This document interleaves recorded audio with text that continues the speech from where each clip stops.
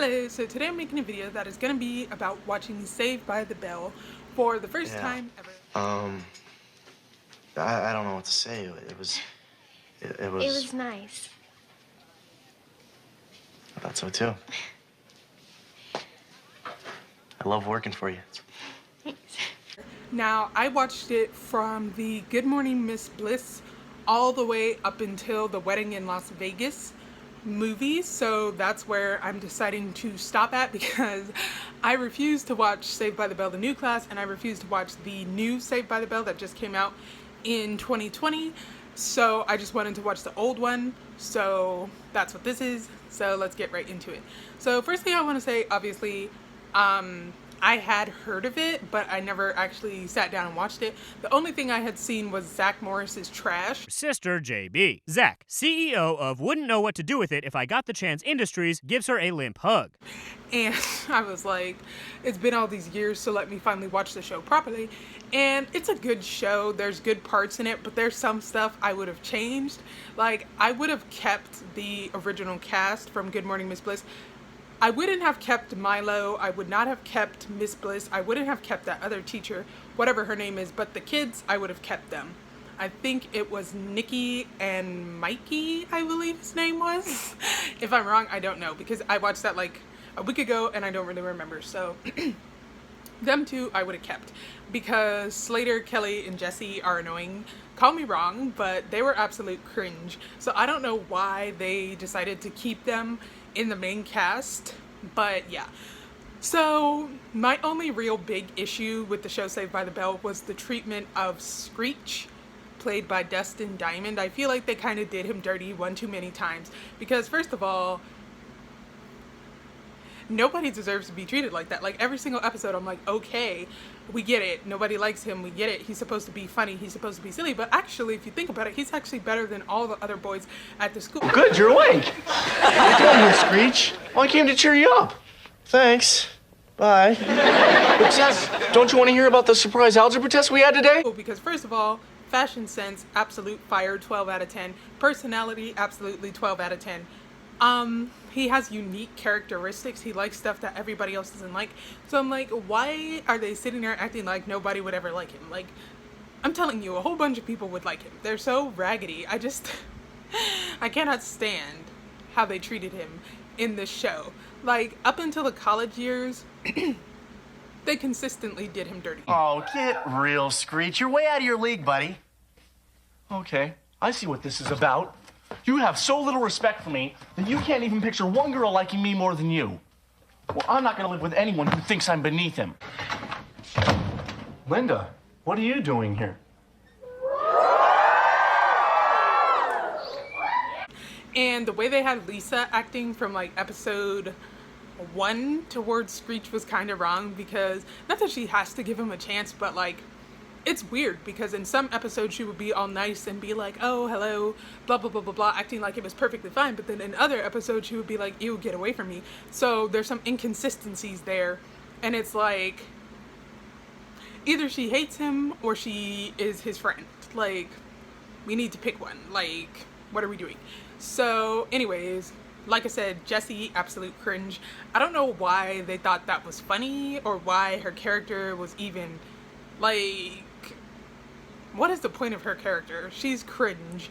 And like I said, the thing is, I'm annoyed because Nikki, like, she was so cute and she was such a good actress. And I feel like she could have been like really, really good in the later seasons of Saved by the Bell.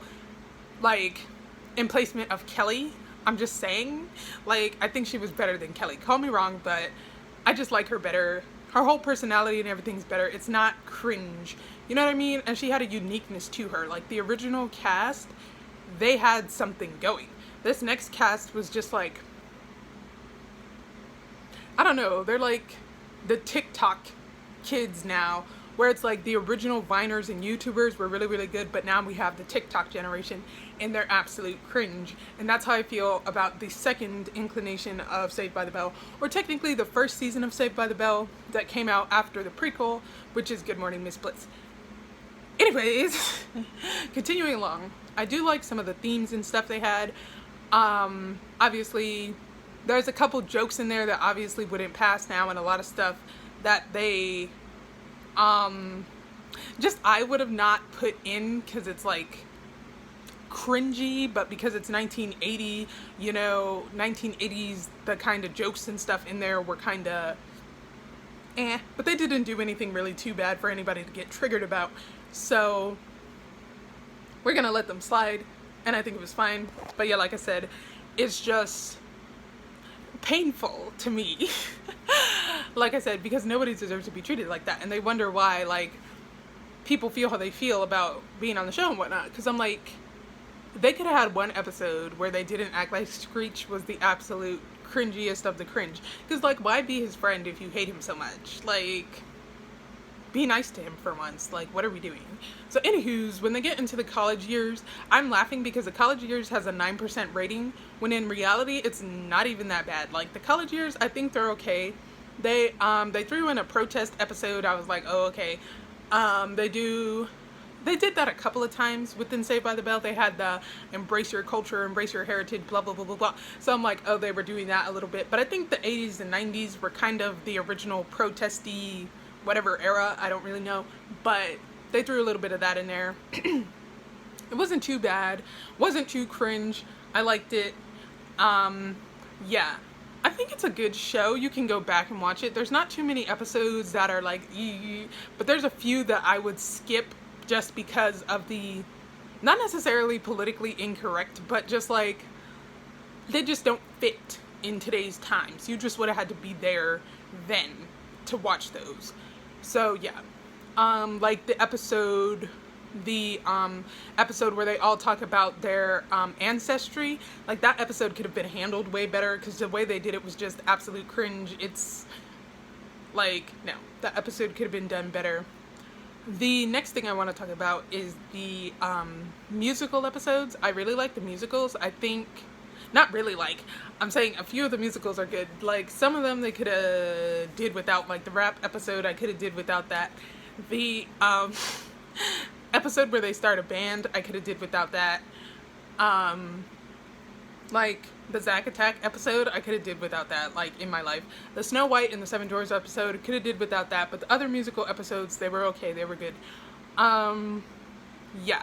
So, as far as the movies go, I think that The Wedding in Las Vegas is the best Saved by the Bell movie, and I think that the best episode or series of episodes is in season 4, when they all work at the beach, because I really like that, series of episodes. It's 6 episodes of them throughout the summer working at a beach resort. I really, really like that episode. And I think seasons 4 and 5 are the best seasons of Saved by the Bell. Like, each season has its own best episode, but I mean, those 2 seasons are the best, like, in the show's run in its entirety. And in Saved by the Bell, the college years, I think that the episode, Bedside Manor is the best episode. I think that one's really good. It's really funny. Yeah, so that's just my little thing on Saved by the Bell. If I had to do a character rating, I would say that Zach, Lisa, and Screech are the best characters because, like I said, Jesse, Kelly, and Slater are absolute cringe. Don't know why anybody put them in anything, but here we are. Like, they had their moments where they're like kind of okay, but other than that, they're just absolute cringe. I think it's down to bad writing. It's just, you know? And like the Zach and Kelly relationship, they have this one episode where they're like, oh my gosh, we have so much chemistry, blah, blah, blah. And I'm like, where's the chemistry? Because I don't see it. Like, I'm choking. Like, Zach and Lisa had way more chemistry than,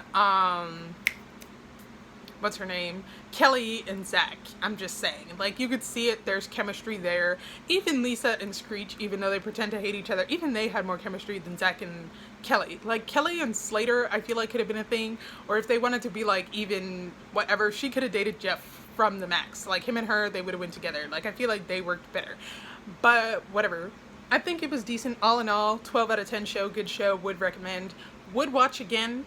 I would buy the DVD set because I watched it on Hulu and I didn't realize they were cutting stuff out until I watched it somewhere else, and I was like, wait, that episode when I watched it didn't have that scene in there, and I was like, how dare you? So then I started watching it on Peacock. So I would say you watch it on Peacock and not Hulu, because Hulu edits a bunch of stuff out, plus you have to pay for Hulu, and Peacock is free. So yeah, so Saved by the Bell, rating 12 out of 10. I really liked it, so I thank you for watching, and I will see you in the next video.